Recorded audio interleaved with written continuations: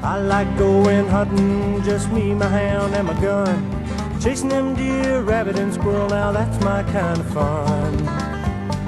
I like going fishing too, I'll go on any whim, looking for the big bass, the crappie, and the brim. Give me a wide open field to walk through. Give me an ocean so deep.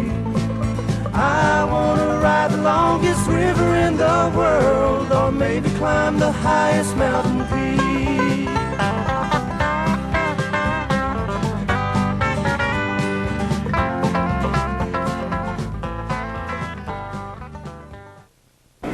Folks, we're up at the Civic Center here in Birmingham, Alabama. We got Mr. Bud Mosley. This is the Birmingham Gun Show. It's Alabama Gun Collectors, isn't it, Alabama Gun Collectors Association. We got Mr. Ed Nixon here with us, who's with the National Rifle Association. And Bud, I want you to give us a little background about this gun show here, because it's got to be one of the biggest in the South. To my knowledge, it is one of the biggest in the South. It is 32 years old. It was established by charter members that are still active, well-known people in the state of Alabama. We now have members from all over the world. Today we have approximately 750 tables. Out of these tables we have 26 displays for educational purposes. Our theme for this show is specializing in the blue and gray, or the Civil War era. It is quite a few displays pertaining to that, and we have additional displays which covers about every type of weapon that can be thought of. Now, Bud, you know, folks that really like guns or want to know about them, we was talking before we started this interview, if you want to know something about a gun you got or want it appraised, there's somebody in this building can tell them a whole lot about it, didn't it, Bud? Yes, sir, that's for sure. Anything from appraisal to parts, repairs, trading, we are open to the public, and we welcome the public as long as they follow all safety precautions. In this building, safety is beyond anything else. That's correct. And another thing, y'all have all kinds of, generally, now this is not the heavy-duty knife show, but the February one, y'all got all kind of knives and how to make them, and you got some of the top knife collectors in the country here too, haven't you? Yes, sir. Anything from commercial to custom. In fact, our February show will be 50% bigger than this one because of our knife people coming in from all over the United States. Anywhere from custom down to buoy collectors. Anything you want can just be found here. Mr. Lyle was here this last show, and my boy David, he just got his Eagle Scout. I made him a promise. He said, Daddy, he said, when I get my Eagle Scout, says, you gonna buy me a knife? I said, son, you go on and do that, and I'll buy you the knife of your choice. Well, I almost made a terrible mistake, because I don't know if you saw the price tags on. He wanted that Rambo knife. The Rambo. And I bought it for him. But I had to live up to my commitment, because he did get his Eagle Scout, and Mr. Lyles over there signed him a letter. You know, it's an authentic one and all. So it's a great place. Now, when you come up here to this show, don't come up here an hour before closing and expect to see it, because it's going to take you a good all day to wander through here if you like guns and enjoy them, as I do and all my boys do, and come up here and plan on spending some time. Now we got Mr. Ed Nixon here with us, who is the field representative of NRA, and tell us a little bit about the NRA, Ed. Well, NRA attends most of these gun shows. Of course, we're very supportive of all the gun functions. The NRA has over 3 million members in the United States. We're a very gun-oriented association, obviously. We promote safety and good hunting habits, and promote marksmanship. Of course, we fully intend to preserve the right to keep and bear arms. Amen. Well, Ed, these shows, I know you get a lot of young folks in here.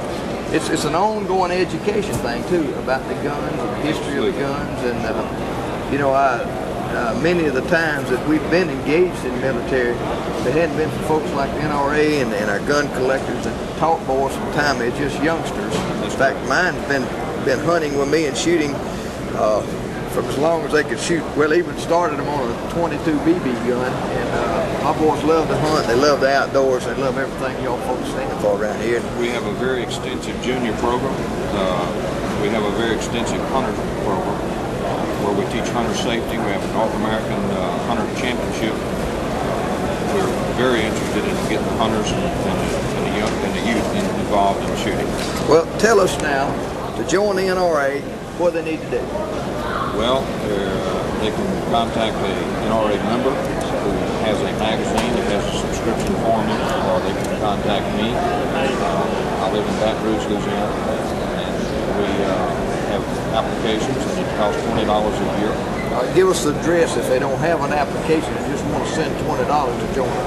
They can send it to me at Baton Rouge, Post Office Box is 80353 in Baton Rouge, and the zip is 70808. 70808. How about the gun collectors? What's the address that they need to write to Bud to join up here? This is a special invitation situation where you have to be invited and signed for by other guests. So they would need to handle the information through the club at the show. From a club member, right? Or someone here. They could come here? Yes, sir. And they have to be recommended by club members. By club. But if they come with many people, they're bound to find somebody that know they recommend. Somebody will be here that they know. All right, well, we're going to make the rounds here. We appreciate y'all talking with us, and we're going to show them. We're going probably next to the blue and gray and show the exhibit that the folks have there, and then we're going to show them what all takes place at the Birmingham Gun Show. Welcome to our show, Archie. Thank you. Thank you. Archie, thank you very much. Thank you.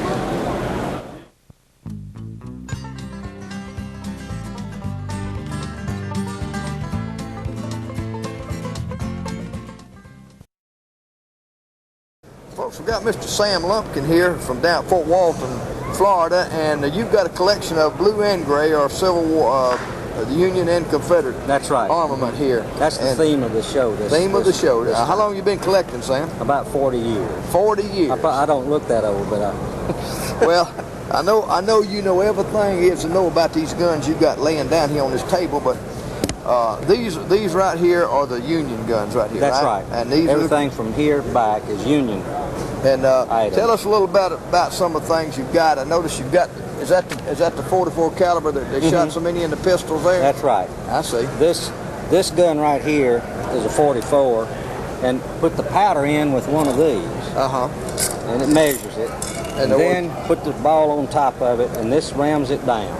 Just pull it in. Yeah. Everybody has been watching these old-timey shows, and they think everybody had those revolvers that you just stick a bullet in. Yeah. But they had to actually make each bullet for each one of these rounds, didn't they? That's right. In other words, each one had to be filled up, packed in. In other words, if they was out there riding in the Civil War and they shot their 6 shots up, they better either pull out a sword or have a spare one, throw it at them. or throw it at them, because it was all over till they reloaded, right? You said you had a real special gun right here. I'm going to let you tell them about this particular gun right there, Sam. All gun collectors would like to know the history on their gun.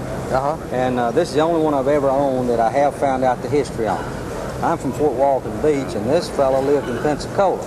It was E.A. Perry's gun, right? The town Perry was named after. I see. He was a brigadier general from Pensacola, and he was the 14th governor of Florida. And this has the inscription on the back strap here, E.A. Perry, Florida. Well, I'll be. In other words, that belongs to the governor, one of the governors of the state of Florida. That's right. Well, that is interesting. Let me ask you a question now. These guns here, can you generally, with the information you get at the gun show here or from books and all, can you trace where they was made and who made them and about when they went into service and that kind of stuff? Well, especially the Colt, because they kept real good records, and I have Colt letters in this book here, and I have a lot of information about him because he was a pretty big man in Pensacola and the state of Florida. Well, how did you come by this particular historic A friend of mine bought that in 1953 in a hot shop in Fort Walton, 45 miles from his home. Goodness gracious alive. 1953. Well, I know you're real proud of it. I used to have an old Colt 45, and I shot that thing till my ears got where they wouldn't work too good, and I finally quit shooting it so much and just put it on the shelf. Well, that's real good. We appreciate you talking with us, and we love all this Civil War stuff. You Civil War buffs need to come to these gun shows because they always got some Civil War memorabilia, I think that's what you say that word, about the Civil War here. We're going to ease on around here. Thanks a lot, Okay. Sam. Well, folks, here is one of the old flintlock guns. Got Hank McCall here who collects these guns. He's a professor over at the University of Alabama in Birmingham in economics. And Hank, this is your gun here from your collection. Explain to the people how this thing worked. Well, basically, this hammer comes back with the flint inside of it. It's a regular old piece of flint stuck right there. Right. It's held in there. It comes back and then it strikes down on this frizzen, and the frizzen throws its sparks. Frizzen, that's this right. part That's right this part there. right here. Okay. It throws the sparks down into the pan. You put your powder in the pan, and you sparks light the powder, and the powder flashes and goes into the hole and ignites a charge inside of the thing. You've heard the old expression, flash in the pan? Right. That's when the powder goes off in the pan and it doesn't shoot the gun. Ooh-wee. Well, now these were used for years in America too. Oh, yes. They were pretty reliable guns, weren't they? This gun is immediate post-War of 1812 and was used up through the Mexican War. Through the Mexican War, and actually was used. This gun could very well have been used in the Mexican War. I see. Well, we're going to step across here just a minute and look at your collection of Civil War pistols. Okay. Hank, you've got an excellent collection of the Star pistols here, and if you would, tell us a little bit about the Star pistol. The Star pistol was a very well-made gun. It held up extremely well, and relatively few of them came out in real good condition. The one you've got in your hand there is in excellent condition. That's your best one, ain't it? That's probably the best finish on that particular gun. And if you hold it up here next to another one, you can see how the finish is different on that particular gun.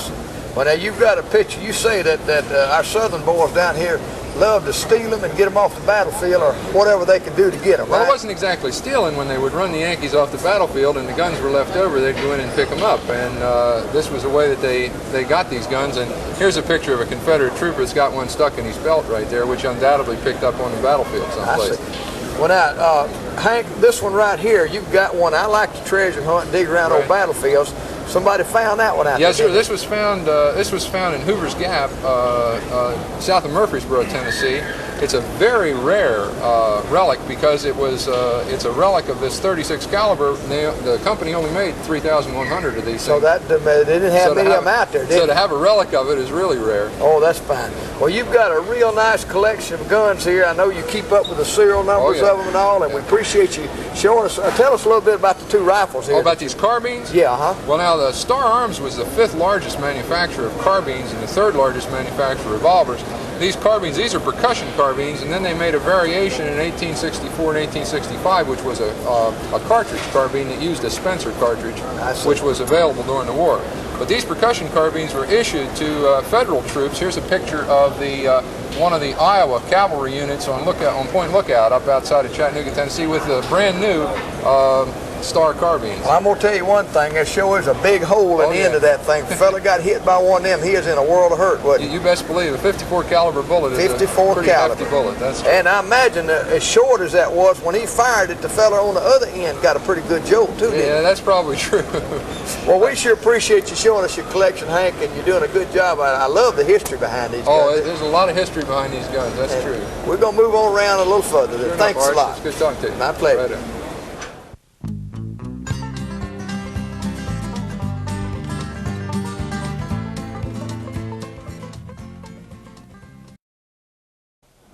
Folks, Byron Isles here from Montgomery. You just tell me, Byron, that this is one of your rarest guns here. Yes, sir. It's made in Richmond, Virginia from captured parts of Harper City. I took it south to Richmond and put the gun together, and it's pretty rare. It's got a Confederate stamp on it. I see.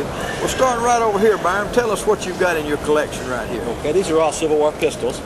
This is a rare one here. You have to pull it back, pull it forward, and shoot it. It's a naval revolver. Oh, my goodness. Very rare. Kind of tricky, too. Kind of tricky, hard to shoot. And your carbine, what type of your carbine weapons are We have a Sharps carbine, we have a Springfield, and a Burnside. These are used by the cavalry in the Sharp guns. These are all long guns, Springfields, Enfields. Which one of these are the most commonly used by the North? This one and this one, the Enfield and the Springfield. Enfield and Springfield, Yes, right sir. in here. Enfield and Springfield. I see. And these are a little after the Civil War here. Two Civil War cavalry sabers. I see. And then I noticed that over here on the other side, you've got a frame worked up here of your Confederate pictures. Now, where did you get those Confederate pictures? They're actually called cartavistas. They're French visiting cards. They printed them in the States during the Civil War. There's half Yankees and half Confederates there. Half Yankee, and y'all collect these things up, and or they have identifications on them? Yes, sir. The postmarks on the back who took the picture, like Matthew Brady, or does it tell who the people are? Some of them are autographed on the Some back. of them are autographed. Yes, sir. Like Robert E. Lee's there and General Grant. Okay, well, we're going to stop and go around here and look at some of the uniforms that you've got. Glad to show them to you. Good deal. Yes, sir. Byron, this is one of your favorite pieces right here. How about telling us a little bit about it? Okay, Archie, this is a cased 1860 Army Colt revolver. It has of course, the revolver. It has the powder flask, which holds the gunpowder. It's also made by Colt. Fits with the set. The little thing over here is the bullet mold that makes the bullets. This is the percussion caps to go on the nipples of the gun. Extra bullets. This belonged to a Confederate private, Company D, 5th Texas Cavalry, fought for the Confederacy. All right, now you've got some of the hats that was worn during the Civil War, too. You want to tell us a little bit about those? Yes, sir. These are standard Confederate gray kepi. I have two of them here. Very similar. The most common headgear for the Civil War. And the blue one, of course, is the Federal, or the Yankee cap. This one's seen a little bit of action, though. It's kind of beat up. Got a few moth holes in it. Yes, sir. It's been around. It's over 120 years old. You gotta expect that, right? Oh, my goodness. Now, in this tin box over here, past your gun, this is, what do you call this right here now? That's called an officer's epaulette. All right. Now, what did they do with that now? They wore that right up here, right here on their shoulder. This was in a dress uniform, yes, right? Sir, for dress. It wasn't used when it was out in the battlefield? No, too heavy for that. Too heavy. No, this is a dress for dress. And they carried it in this case right here. A little metal box that it came in. I guess that's to keep it nice and neat where it wouldn't mess up, would it? Got a little handle on it and everything, see? All right, now right over here is, I see you've got some uniforms now. What all types of uniforms are these? Is this all dress stuff here? Some of it's dress and some of it's everyday use. This one over here is an officer's frock coat. Captain. 2 bars mean captain, and the blue field means infantry. And this is a Yankee, right? Yes, sir. All right. What about right here? I see some gray down here. Is this just a regular old private here? Yes, sir. Regular old private, Confederate, gray. It's got green trim. Different states have different trim. I see. And this one came out of Georgia. Oh, and these are all original. Yes, sir. All original. Well, we sure appreciate you showing us your collection up here at the Birmingham Gun Show, and I just get all involved in the Civil War stuff. I could spend all afternoon sitting here just talking to you in this one corner here, but we're going to move on. Appreciate you taking time being with us. I enjoyed it, sir. Thank you. Thank you. Without the swords of the Civil War era, you just lose some of the things about that battle. Of course, many of you have seen the reenactments of the Civil War with the people leading the battle always carried the swords forward, and they're very symbolic and have been used in virtually every type of war. And these are authentic Civil War swords that were used in the battle of the Civil War here in the United States.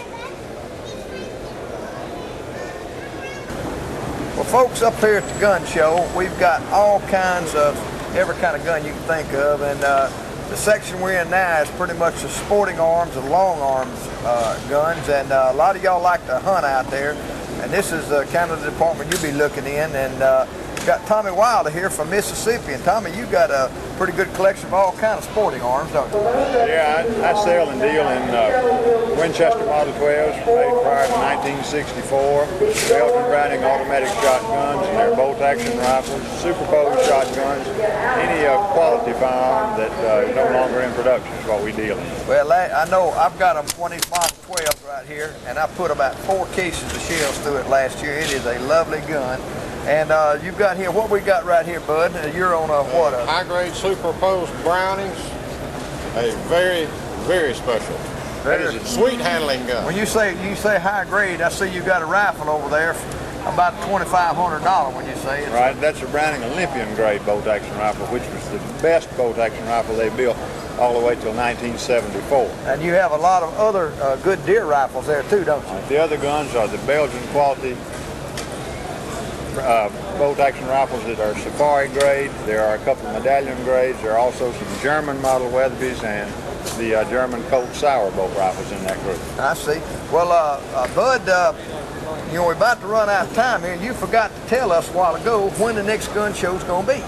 Well, our next gun show will be October the 11th and 12th. The public is invited. There is a $3 per day admission fee, but I think it is well worth it, especially for anybody who is looking something for both right before hunting season. Okay, well that ought to be your big, and everybody ought to be getting ready to come on up here and start for our hunting season. It's a good one. And we want to invite all of y'all to come up here and be with these folks at the gun show, and anything you want to know about guns, come on up here, and they're the friendliest people in the world. Just stop by any one of these booths and talk to them, and they'll be glad to tell you what you want to know, or just come look and have a good time like we've been doing today.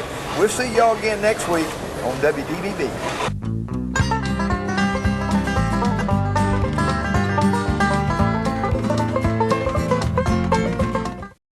I want to talk to you about an issue that is sacred to my father and I, as I know it is to many of you Alabamians. That's the right to bear arms. The National Rifle Association is our watchdog to the right to bear arms.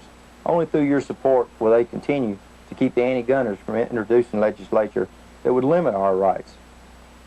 Hunting and gun collecting has been in our family for generations, and only through your support in the National Rifle Association will it continue on down through our children. This fall we're going to bring you every type of hunting in Alabama, every place available to us as hunters. The only way we can do this is supporting the NRA. Our goal is to make Alabama the most pro-gun state in the nation. During the McClure-Walton reveal, the NRA kept its members informed through mailograms, which got our senators and representatives to vote the way the NRA wanted to. I'm proud to announce that all of our senators and representatives voted 100% in favor of the NRA's bill. That's why I'm asking for your help. We need more of you to join the NRA and keep our voice heard in Washington. To contact the NRA, just write them at NRA, Box 6699, Washington, D.C., and keep NRA the watchdog of our right to bear arms. Next week we're going to do a little fundamentals of skeet shooting. We're going to join Charlie Barella. He's the acting president of Graysville Gun Club. He's going to take us through each of the stations at the skeet shoot, show you how it operates and how this will help you in the dove field. We've also got a little clip from Barry Smith, which is a world-class crow collar, which he uses a hand collar. He's going to give us some pointers on that. And we got step-by-step instructions of how to shoot skeet and a little bit of pointers that put you on them doves coming up the following week. So stay with us as we join Charlie Borello outdoors with Archie Phillips this Saturday.